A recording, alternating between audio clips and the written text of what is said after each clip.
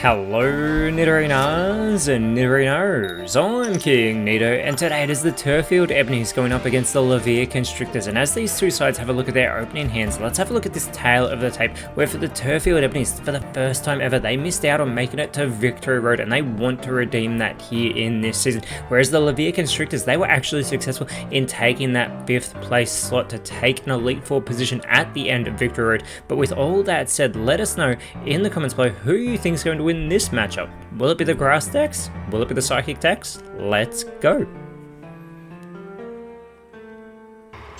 3, 2, 1, go! And starting off game 1 in this 3-game series, it is the Forest Guardian deck of the Turrfield Ebonies, moving their Tangela into the active spot for the Laverre Constrictors. They're starting off with their Eon Ruins deck, and they've already got both variants of the Unknown in hand, moving the Power Unknown into the active spot. They have got Latios plus Togekiss in hand. They've got that Guard Unknown on the bench here, as well as having that Lyra in hand. But here we go, game 1 of this 3-game series. Now keeping in mind all 3 games do count towards our leaderboard. It is the Celebi being pulled for the Ebonies. They've also got the Pokemon Communication, Rare Candy, the Tangrowth, which is fantastic for the Tangela, and the Jumpluff already in hand. And they are going to play the Pokemon Communication before they play down the Celebi here.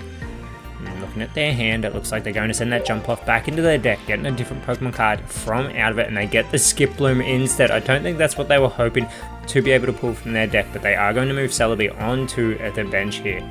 Without much else they can do, they do send it over to the Laverre Constrictors, who pull their Togepi, and we already said they've got the Togekiss in hand. If they can get a Rare Candy, they can actually skip over the Togetic, getting the first energy here onto the Power Unknown with this hidden power.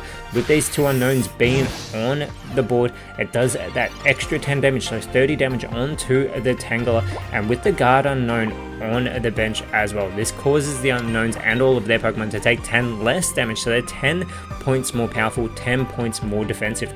As they get a first energy onto the Tangela, do the Ebonies. They've just pulled the Leaf Cape. Now Tangela does require 2 energy to go for this Sleep Powder. 20 damage does cause the opposing Pokemon to fall asleep. They're going to attach to the Leaf Cape here, so it will boost Tangela's health by 30 HP. Now those Leaf Capes can only be attached to Grass type Pokemon. As they send it over to the Constrictors, they pull the Cleffa, their baby Pokemon of this deck. And it will be Latios going on to the bench here, that taking that final bench slot, receiving its first of 3 required energy as that hidden power continues, another 30 damage onto the Tangela here, just chipping away as it comes back to the Ebonies. And they've got the Jumpluff back in hand. They still have no Hoppip in sight though. They do get that second energy, and this Sleep Powder will only do 20 damage thanks to the Guard Unknown being in play at the same time as the Power Unknown here. And with that coin flip as well, Unknown is going to awaken from that sleep following the Sleep Powder of the Tangela. The second Togekiss being pulled for the Constrictors here. Both sides clearly seeming to feel each other out and get a feel for how they're going to start off this season. This is their first game here, game 5 of our round 1 of the PokeType League TCG Season A4. Wow, that is a mouthful. As another 30 damage onto the Tangela, they have pulled the Memory Light here. This does allow an evolved Pokemon to use moves of the Pokemon they've evolved from here, but Tangrowth does come online. That Grass Knot here is going to be capable of doing 50 damage, capitalizing on the retreat cost of the opposing Pokemon. Does an additional 40 for every retreat energy that it takes here, so it only does 10 damage. So you could imagine if a Pokemon has a 3 or a 4 energy retreat cost, the Pokemon Communication being played by the Constrictors, they are going to send one of the 2 Togekiss back into their deck, and being pulled out instead is the second Togepi. Still no Togetic in sight or Rare Candy. The Latios receiving its 3rd energy, and they are going to retreat the Unknown, moving Latios into the active spot. This Luster Purge will do 130 damage, wiping Tangrowth off the board. They do have to discard all of their energy to do so, but the Constrictors taking the first battle point here in game 1. Now it is the first to 3 battle points to win a game, but for each of these 3 games that you win, you get 2 victory points counted towards the leaderboard. Celebi in the active spot, Hoppip on the bench.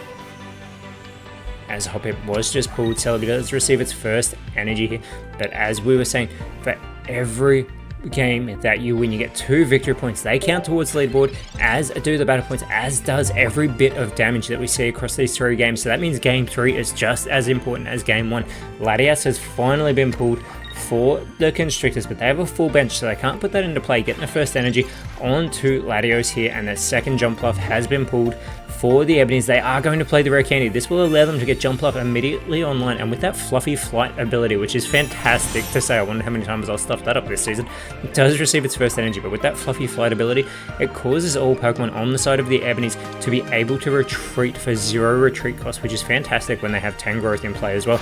That spinning attack is going to get 50 damage onto the Latios. It is brought down by the Guard of the Unknown. The second Latios has been pulled for the Constrictors. And still so far in game 1 here, only 1 point has been taken, and that was by the Eon Ruins deck. And they are thinking of playing their Lyra. This will allow them to retreat the active Pokemon if they've taken damage, moving one of the benched Pokemon into that slot. And that is exactly what they're going to do. They're going to retreat the Latios for 0 energy here, bringing the Togepi into the active spot with that Charm. So it can't get any damage, but it will cause any damage it takes in the next turn to be reduced by 20 if it is from Jump Bluff here.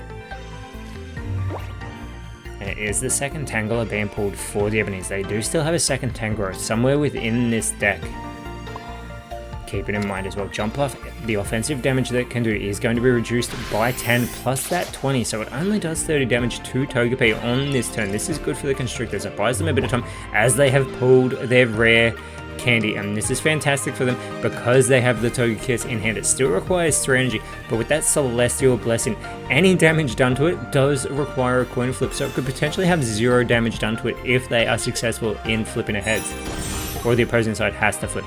No, that is right, prevent damage if a heads is flipped for the Togekiss, which is fantastic for them. This Togekiss could run rampant on opposing sides, as it is Latios getting its second energy. The Rescue Scarf has been pulled for the Turrfield Ebonies. And Celebi receiving its second energy here, and they are going to retreat the Jump Bluff. A very interesting choice, and then what they're going to do is they're going to move Celebi into the active spot. With these Temporal Leaves, it does 40 damage, but it also does devolve the opposing active Pokemon, but it is the head flip here, so that is going to do 0 damage to the Togekiss. However, it does not prevent the de-evolution, so Togekiss goes back into the hand of the Constrictors, and they don't have another rare candy, which means they can't just get Togekiss back online. There is the third energy being attached though to Latios, and they're going to retreat the Togepi here. They're thinking about it, or they may be going against that. They're thinking about their options here. Do they want to avoid having to contend with Togepi being de-evolved once again? They're looking through their hand. They still have a full bench. They're yet to drop a card. As we said, only 1 point has been taken, but that is about to change because with a second Luster Purge, Celebi is discarded from the board, and the Constrictors are 1 point away from taking game 1 over the Turrfield Ebonies. And those Unknowns are still in play, affecting the damage output from the Constrictors and reducing the damage output from the Ebonies. The second Celebi has been pulled for the Ebonies here. Still no second Tangrowth in sight, but the spinning attack is going to get that 50 damage on the Latios, 10 health remaining here. Professor's research for the Constrictors. This will allow them to get an additional 2 cards out of their deck. They get the Togetic finally, plus the Giant Cape. That Pokemon tool does increase the health of the Pokemon wearing it by 20. As Togetic does come online, they're willing to let Latios there stay in the active spot, and we're well aware of what's going to happen because Jump Bluff can get more than 10 damage off. We have seen that here. But Togetic is online with that Giant Cape. It does come back over to the Ebonies. They have just pulled the potion. Thinking about how they want to approach this next. They're going to get a third energy onto Tangela. They're clearly hoping they can get that Tangrowth soon, but the spinning attack is going to get Latios off the board, and the Ebonies have gotten their first point here in game 1. They need to get the next consecutive 2 to bring this game back and take the win. The Constrictors are going to move Togetic into the active spot, and they have just pulled their Morty card. So for each Psychic type Pokemon they have in play, they get to look at those that many cards at the top of the deck of the opposing side, being the Turrfield Ebonies. But in the meantime, they have attached an energy to the Togetic that has now been evolved into the Togekiss. And they are going to play the Morty here, and they do get to put the cards back in any order. There will be 3 cards. There's the Skiploom, the Tangrowth, and the Hoppip. So currently the Ebonies are 2 Pokemon away from pulling the Tangrowth. But now they're going to be 3 cards away. It will be Skiploom, Hoppip, and Tangrowth in that order, trying to derail the plans of the Ebonies. Not that they know what's being pulled here, as they do now pull the Skiploom, which is of no use to them at this current time. They do get a first energy onto that second Celebi. There's 2 Skiplooms in hand another spinning attack capable of 50 damage to the Togekiss, but they need this coin flip to be a tails, and it's a heads. So again, Togekiss is taking 0 damage from the opposing Pokemon. Here's the second Togekiss being pulled for the Constrictors as they have a quick flick through their hand about what they may want to do. That hand is filling up very quick for both sides, in fact, and it will be a third energy on the Togekiss as Togepi is moved onto the bench with the magical shot. 80 damage, that boost coming from the unknown and this Eon Ruins deck, as now it is the Hoppip being pulled for the Ebonies. Again, if they drop another point though, they will lose game 1. They do move Hoppip onto the bench. It has 50 health. They've got a 0 retreat cost for all of their Pokemon in the active spot. They do retreat the Jumpluff. They move Tangela into the active spot. They must be hoping to put Togekiss to sleep here. They attach a first energy to Hoppip.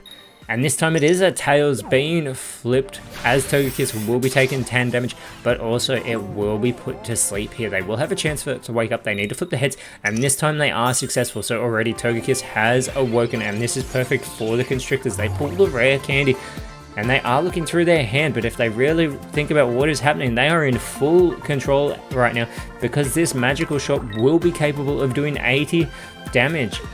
And they go to play the rare candy. Normally sides will just go for the win, but I think now they realize what is happening. They are going to discard Tangela from the table, and this Eon Ruins deck will take game 1 over the Forest Guardian deck. And as we have our first table reset, if you're enjoying what you're seeing, please leave a like and subscribe so you don't miss out on any of the action of the PokeType League TCG and help this series grow for many sets to come, as it is the Constrictors going first with their Brainwave deck. Slowpoke in the active spot. They've got a Slowking in hand. They've got their second Slowpoke going onto the bench. Professor's Research and Will are present as well. As the Ebonies, they're playing their Solar Flare deck, laying out both Oddish active and on the bench. They've got the Gloom already in hand, plus a rare candy and the Cherum. The Constrictors have pulled the Natu as they are playing that Professor's Research. They get the Morty, they get their second Will card as well, which is fantastic if they get those Zatus online, capable of reducing the opposing Pokemon under 10 health. They can do maximum damage thanks to that, as the Oddish is receiving its first energy. Only does 10 damage, but it will also poison the opposing Pokemon, as they did just pull their second Cherum. So already Slowpoke has taken 20 damage thanks to that poisoning, adding the extra 10. Muna has been pulled. Muna? I wonder how people say that. But with that said, the Muna has been pulled. I will probably go back and forth as we go out throughout the season. For the Constrictors, they are thinking of playing their Morty. This will allow them to reorder the top 3 cards. If they'd laid out Muna, they could have done this for 4. There is a Lyra, a Blossom, and a Sunflora. They are going with the Sunflora first. They're going to put the Blossom last. A very smart play here, knowing that those Oddishes are there. They don't know that there's a Gloom in hand of the Ebonies right now, but they are going to attach an energy to the Slowpoke, allowing it to go to rest. This will put it to sleep, and it will also restore 20 health, getting it back to full strength, but unfortunately it does not cure it of the paralysis, as that is what you would actually see in a VGC matchup. When a Pokemon goes to sleep, they will be cured of the poisoning, not the paralysis, sorry, but still it'll be the paralysis, as already Slowpoke has reawoken, Gloom has come online, and Sunflora has been pulled for the Turrfield Ebonies, getting its second energy. This Leaf Step from Gloom is going to bring Slowpoke down to 20 health, 10 thanks to that poisoning adding up. And it is Musharna being pulled for the Constrictors, but they didn't lay the Moonrail in the previous turn. They would have been able to get that online already if they chose to, but it's the Slowking coming online. This will cure Slowpoke of the poisoning, gets its second energy for this Psychic, 10 damage. It does an additional 30 for every energy on the opposing Pokemon, so it's 70 damage to the Gloom, bringing it now down to only 10 health remaining. Lyra has been pulled for the Ebonies. Lyra can allow the active Pokemon, if it's taking damage, to retreat for free, switching out with the benched Pokemon, and that is exactly what they're going to do. Retreating the Gloom, keeping it online to bring the Oddish into play. It will do 10 damage to the Slowking, but now Slowking again has to contend with that poisoning, bringing it down to 30 health. It's in discard range of the Gloom as the Xatu is pulled for the Laverre Constrictors, and I am now just realizing how much fun it is to say Natu and Xatu, as it is Musharna receiving its first energy, also coming online. The Psychic will do 40 damage here from the Slowking to the Oddish, bringing it down to 10 health now, as well Slowking has 20 health remaining, as now it is the Blossom being pulled for the Ebonies. they are thinking about how they want to approach this. They can evolve Gloom into Blossom. They've also got the rare candy in here, and they could evolve the Oddish if they wanted to. And they are thinking about how they want to approach this. Now that Petal Dance, 3 coin flips, 60 for every heads, but it does leave Blossom with that confused status condition. And the Gloom now does become the Blossom, as they do go with another Poison Powder, another 10 damage onto the Slowking, and the Poison status condition will finish it off, so the Ebonies take the first battle point here in Game 2.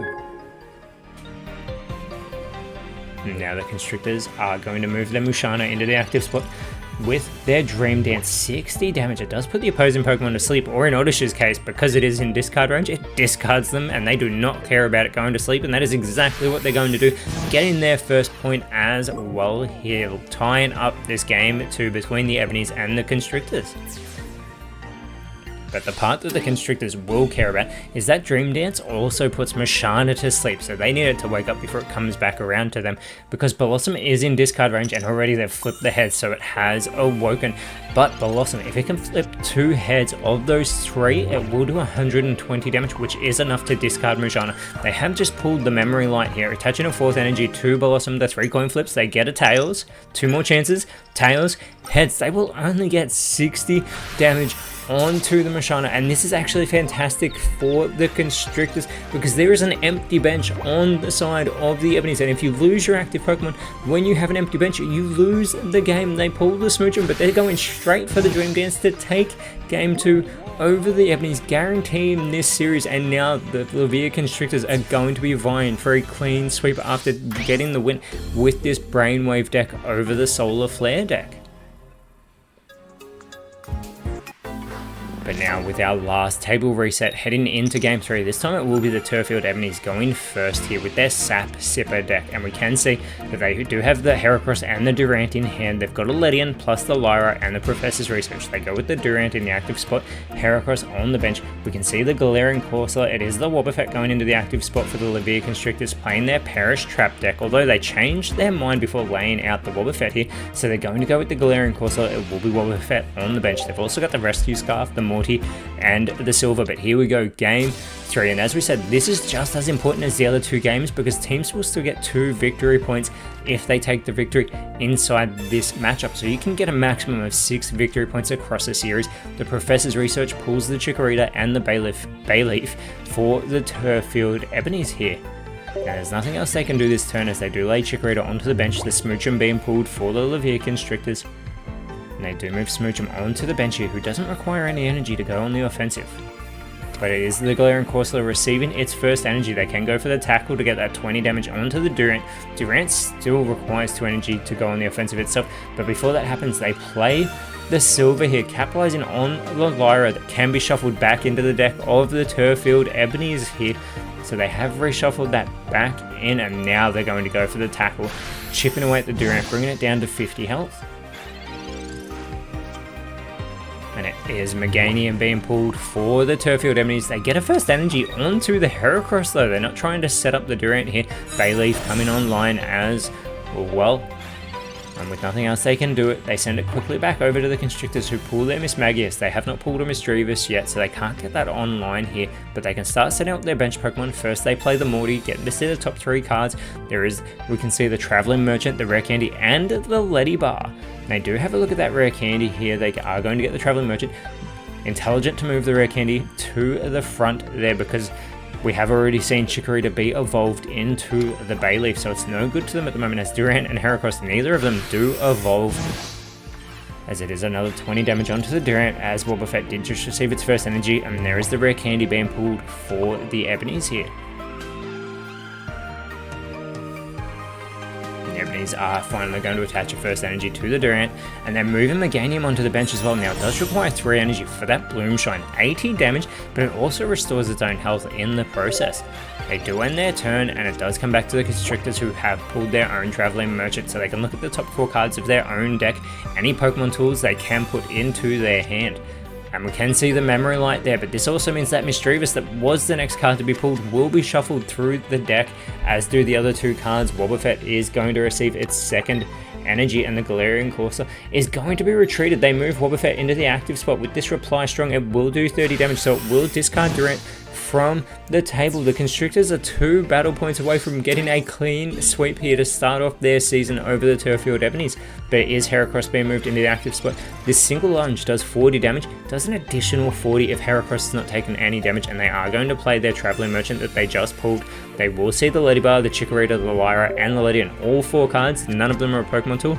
They reshuffle them all into their deck, attaching an energy to the Heracross, and with this single lunge, it will bring Wobbuffet down to 10 health remaining. Wobbuffet holding on with this reply strongly as well.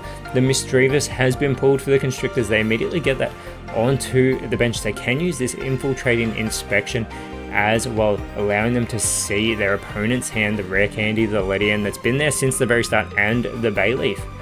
This does give the Constrictors a bit of foresight into what the Ebonies may be trying to set up, but as Wobbuffet did just take damage in the previous turn, it does an additional 50 with that reply strongly, putting Heracross down to only 10 health remaining. The Lyra has been pulled for the Ebonies as they do attach a first energy to the Meganium. And with this single lunge, only capable of doing 40 damage now, it's still enough to take Wobbuffet off the table here, tying things up for the Turrfield Ebonies as they're trying to get this game 3. They do not want to start this season off with a clean sweep defeat. Misdreavus is moved into the active spot. The second Mismagius has been pulled, and with this cursed Prose, how would you say it? It only requires a single energy, so Cursor does receive Corsola, Galarian Corsola, not Cursor. Cursor is somewhere within that side of that deck, but they're going to go for the Will-O-Wisp right now, so they're going to guarantee that Heracross is discarded after having attached that Memory Light for the Mismagius. They're only 1 point away from taking this game. That Memory Light guarantees them getting to get that damage off as the cursed Prose, we're going to say Prose, that's what we're going to go with, will cause 90 damage to be done to the opposing Pokemon at the end of the opposing team's turn, which means if they'd done that, Heracross would still be there on the table. The second Misdreavus has been pulled for the Constrictors. Again, they can look at the hand of the Ebonies as they just laid the Durant onto the bench. Now they've got that Rare Candy and the Lyra in hand now too. And they are going to attach an energy to the Misdreavus.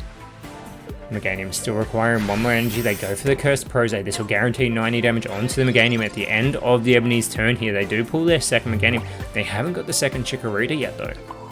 They do attach an energy. Now, it won't be restoring any health. Meganium is still at full strength with this Bloom Shine. 80 damage onto the Mismagius, bringing it down to 20 health remaining.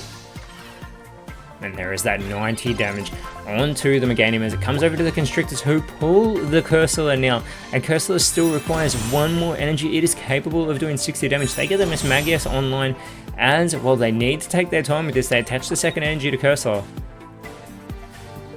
And they're thinking about it. We can see it here from the commentary booth. They are thinking about the damage they can get off, but they are going to retreat the Mismagius. They're going to move Cursor into the active spot. They can see it now with this spooky shot. It is enough to take Meganium off the board, and the Laverre Constrictors getting the win with this Perish Trap deck over the Sap Sipper deck have gotten the clean sweep to start off their season, and only 2 teams have taken a clean sweep in round 1. That's the Constrictors and the Hydras, and they will be meeting next round, whereas for the Ebonies next round, they will be going up against the Opelucid Frontiers. But until then, Nidorinas and Nidorinos, thank you so much for watching. Let us know in the comments below what cards you pulled today, and if you enjoyed what you saw, please leave a like, share, subscribe, but more importantly, always remember, send thanks. And I'll see you when you see me.